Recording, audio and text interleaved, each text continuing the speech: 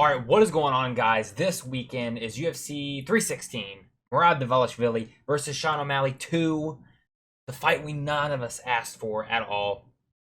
We're going to be going over my full card predictions.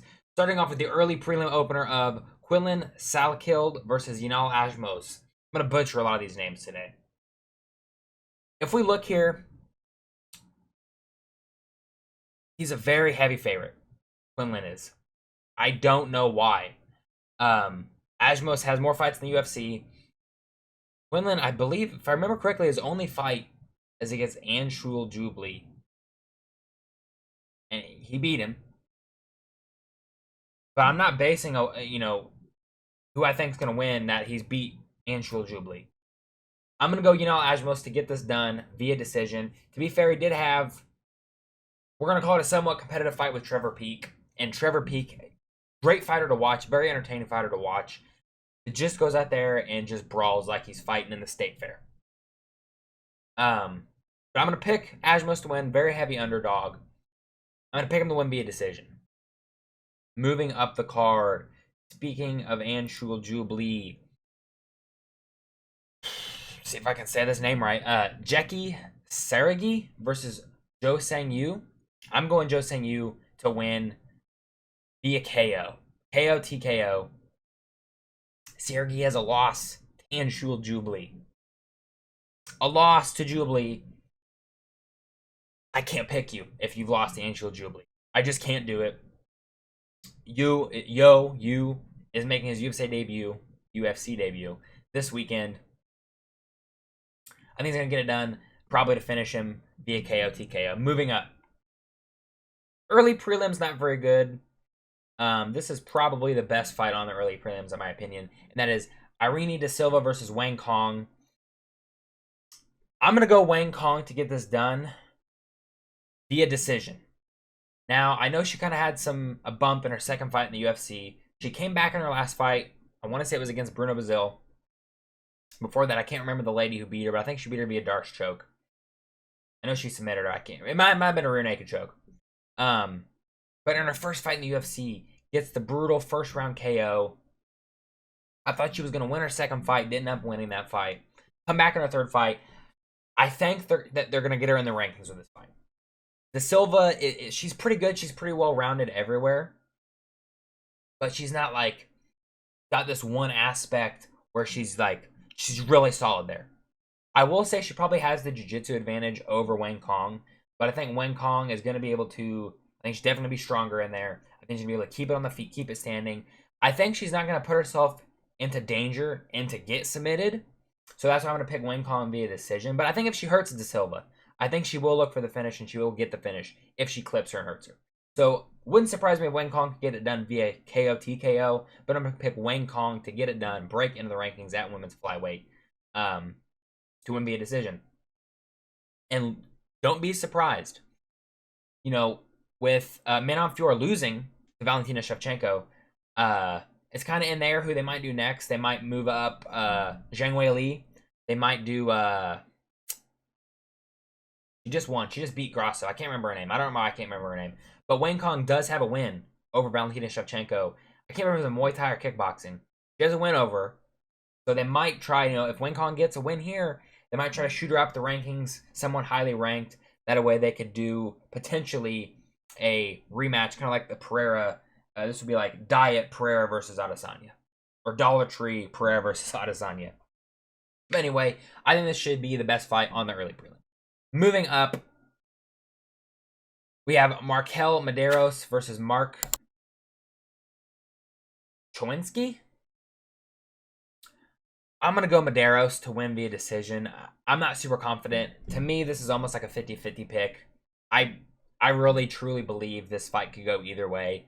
So yeah, not much to say about that. Moving up the card, where we start getting some better fights. We have Chaos Williams versus Andreas Gustafsson. If I can say it right. Listen, I know in my last prediction video for Chaos Williams, I picked him to win, to beat the Gabriel Bonfim, I believe who it was. He didn't get the win. He got subbed. He might have been the one that got Darce choked. I know I was looking over resumes recently and someone got Darce choked. It might have been him. Gustafsson's making his debut. I'm going to pick Chaos Williams to get it done. But do I pick him to get it done via KO? I don't. I think for Gustafsson, his best path to victory in this fight is to win by KO. But Williams has never been KO'd in his career before. He's been submitted. I just don't see Gustafsson submitting him. I don't even know if he's gotten a submission before. He might have. But I could see Chaos Williams winning this via TKO or decision. I will probably just to play it safe, I'm going to go Chaos Williams to win this via decision. I think it'll be a very clear 29-28 decision for Chaos Williams, where maybe the first or third round is going to be the most competitive round. That's what I'm going with for that one. Moving up the card. This one's actually kind of tricky. I've been kind of going back and forth on this one. We have Sergey Spivak versus Waldo Cortez Acosta. The reason this is really tricky is you have Waldo Cortez Acosta, who's on a streak right now. I think he lost one fight in the UFC. He's on a pretty long win streak right now, and especially in the heavyweight division. You got Sergey Spivak. Last fight, back and forth battle with Jailton Almeida. Ultimately ended up losing that fight. I don't remember. I think it got finished. I don't remember how. I'm looking back at the resumes of both of these guys, seeing the strength of schedule, and I really see this fight going two different ways. For Spivak, I think the most likely way for him to win would be to use the grappling to win via decision or to submit Waldo Cortez Acosta. For Cortez Acosta, you know, I was there live when he fought Despain and just completely out-grappled him. So I'm thinking in my mind, is Spivak a better grappler than Waldo Cortez Acosta? Maybe he is, yes. Does Costa, they're both similar in size. Costa had, he's 1 inch taller, but Spivak has an 8-inch reach advantage. I did not notice that before. All right, as I was saying, after that momentary disruption, kind of debating back and forth on my head if I think Spivak is going to be able to use his grappling effectively to beat Cortez Acosta, or if Acosta has good enough takedown defense to negate the grappling. I think on the feet, Costa probably has the better striking, but Spivak has the reach. So for my official prediction, I'm going to go Sergey Spivak to get it done via decision. Could I see a submission? Maybe. Maybe I could see a submission. Probably not maybe a ground and pound knockout, but I don't see like on the feet, cold, brutal knockout from Sergey Spivak. Maybe from Costa, but probably not. He usually wins by decision, in the UFC at least. Moving up the card, we have Azamat Murzakanov versus Brindison Ribeiro. I want to say Ribeiro is replacing... Was Johnny Walker originally supposed to fight him? I can't remember. I want to say Johnny Walker was originally supposed to fight him. I'm going to go Azamat Murzakanov to win via KO. Probably first round KO. He wins his fights a lot by finish. Specifically KO. I want to say, Ribeiro does have a chance. I think his biggest path to victory is going to be to win via decision. Use his reach and height advantage. Keep Murzakanov back. Pump the jab. Use kicks. And kind of win a point fight decision. I think that's probably his best path to victory. And maybe find a knockout. And then for Murzakanov, I think he's just going to move forward and get that knockout in the first round. Moving up the card, headlining the prelims. They rebooked this fight. I'm really glad they did. I wanted to see this fight. I can't remember who Joshua Van fought. I know Silva pulled out. I can't remember if they just rebooked it or fought. Was that when he fought Cody Durden? Maybe. I don't know. We have Bruno Silva versus Joshua Van. Projection's going to say the same. I'm picking Joshua Van to win via decision or late third round TKO. Kind of like maybe like Manel Kopp got the late round TKO over Bruno Silva, but no nut shot. No nut shot. I don't see Silva being able to out-grapple Joshua Van. He's shown very good takedown defense in his fights. I don't think he has like crazy power for flyweight. Van himself does have good power. So I see Joshua Van, hard fought, 3-round, just clear decision victory for Van, or late third round KO victory. I think this would be a very good fight. Honestly, almost deserves to be on the pay-per-view. But I don't want to go that far. Moving up the card. Opening up the pay-per-view. We have Vicente Luque versus Kevin Holland. I picked Kevin Holland in his last fight. I'm pretty sure. Did I pick him against Gunnar Nelson? I think I did. I think I picked him to win via KO. He won his last fight versus Gunnar Nelson. Luque won his last fight via KO versus Themba Gorimbo. Before that, on a bit of a skid. Or I don't remember. Did he win? I'm trying to forget. He beat RDA when he came back. Then was it the Buckley fight straight after that? I don't remember. Anyway, coming off that Buckley loss, where it looked like he just quit. Honestly, it looked like he quit in that fight. Comes back versus Themba Gorimbo. I picked against him in that fight. I just didn't think his heart was in it anymore. But he goes out there, finishes him early. I think it was like within a minute, KO's Themba Gorimbo. I'm going to go Kevin Holland in this fight. Do I pick Kevin Holland to win via KO? Maybe. He might get it done via KO, TKO. I think more likely to be a TKO than a brutal KO. But I'm going to pick Kevin Holland to win via decision.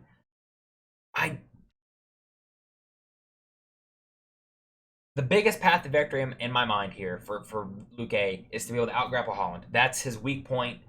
I don't think... But again, this is a Kevin Holland fight, so it does... Who really knows? I don't think Luque's grappling is high enough level to be able to go out there and just completely out-wrestle Kevin Holland. When Holland fights at welterweight, he's fighting at his best. He has the physicality advantage over most people at welterweight. And although he's had a couple losses, he had the loss to MVP, the loss to champion now, Jack Della Maddalena, where there wasn't much grappling involved in the fight. He was just getting outstruck. Hopefully in this fight, he's not afraid to use the striking. He moves forward, and he goes out there. It'd be nice if he got a KO. But I'm going to pick Kevin Holland to win via decision. But again, it's a Kevin Holland fight. Who knows? Moving up the card, we have Mario Bautista versus Patchy, the invisible person of Patchy Mix. I'm going to go... What's the...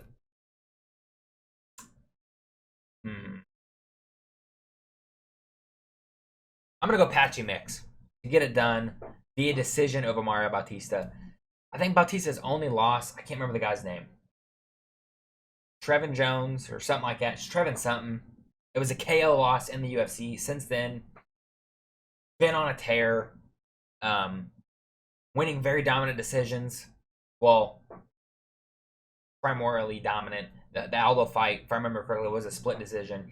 Even though I thought Bautista won the fight quite clearly. I think just because Mix has been in another organization, he was a champion in that organization, Bellator PFL. Coming over to the UFC, I think he came over here a little sooner than, as far as age-wise, than Pitbull did. And I think Pitbull came over way too late. I think Patchy Mix is still in his prime. And I think he has better skill set overall than Bautista. I am slightly worried that Bautista is going to be able to out-grapple him and hold him up against the cage. I think that's probably where his path to victory is going to be at, is holding him up against the cage, using clinch strikes, knees, things like that to get the win over Patchy Mix. But I think Mix is going to be able to mix it up and get the victory here over Mario Bautista via decision. Moving up the card, the featured fight on the main card, we have Kevin Gastelum versus Joe Pyfer. My prediction is going to say the same. I'm going to go Joe Pyfer via KO, TKO. I can't remember if I picked KO, TKO, or decision. I'm going to pick him to win the 29-28 decision, where he wins the first and second round, gasses out in the third round. Gastelum, and again, his chin may crack one day, but he's known to have a good chin. Get hurt, get dropped. So I could see Joe Pyfer finish him via TKO. But I'm going to pick him to win the first and second round. Be aggressive. Bully Kevin Gastelum around. Kevin Gastelum, probably needs to fight at lightweight. He just can't stick to a diet. I don't blame him. I can't stick to a diet either. That's why I'm fat. Because he's one in... I'm 5'8". Kevin Gastelum's 5'9". He's an inch taller than I am. Probably needs to fight at lightweight. I understand he's a big frame. Bare minimum, he needs to fight at welterweight. Nonetheless. I I don't see a path to victory for Gastelum here. If this was a 5-round fight, okay, maybe Gastelum has a path to victory. He could win via decision. I just don't see him being able to out volume and out cardio Joe Pyfer in a 3-round fight.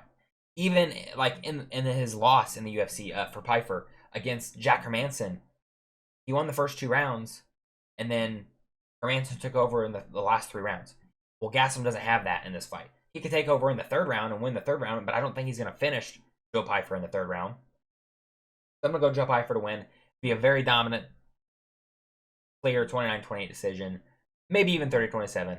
Again, probably won't get the KO TKO, but it wouldn't surprise me if maybe he could, in the 1st round, crack Gastelum and drop him, but maybe not finish him. Moving on, co-main event. Surprisingly, even though we have Juliana Pena versus Kayla Harrison, if you look at the odds here, Kayla Harrison is a -600 underdog, or a favorite to win. And while I am picking Kayla Harrison to beat Juliana Pena and become the women's bantamweight champion and absolutely dominate and destroy her, there is a path to victory for Juliana Pena. And, if I were a betting man, you might want to pick Juliana Pena to win via decision or like 5th round TKO. And here's why. Where I think Kayla Harrison she's got better power. I think she has the better takedowns. I think she probably has the better jiu-jitsu. She's probably stronger in most aspects of the striking, the kicking.